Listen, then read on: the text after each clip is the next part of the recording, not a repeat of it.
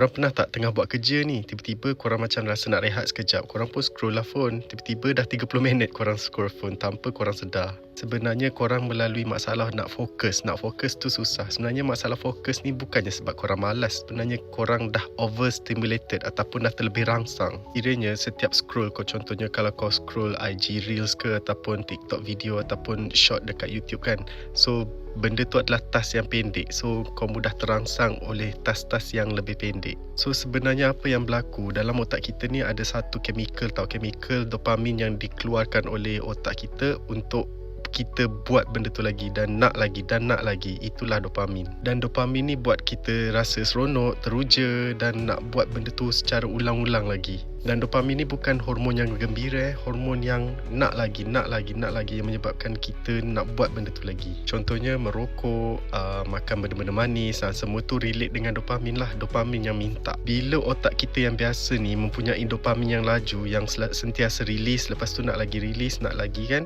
dia akan jadi susah untuk fokus benda yang perlahan. Sebab kita telah latihkan kita punya dopamin tu untuk macam short term punya entertainment, faham tak? Bila short, nak lagi. Sebab itulah orang panggil overstimulated, sebab dia terlebih rangsangan.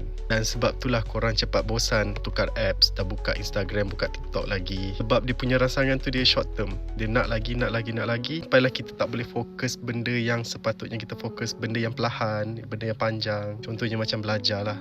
Sebenarnya bukan kita malas, bukan otak kita rosak. Sebenarnya kita dah terlatih dah dopamin kita ni untuk buat benda-benda yang macam short term, yang tengok konten-konten pendek. So sekarang ni kena latihlah dopamin kita untuk membuat benda-benda yang lebih panjang masa dia. Kurang-kurangkan scroll, kena latih supaya otak kita tak overstimulated. Kita kena biasakan dopamin kita ni ke arah benda-benda yang berfaedah dan berpanjangan.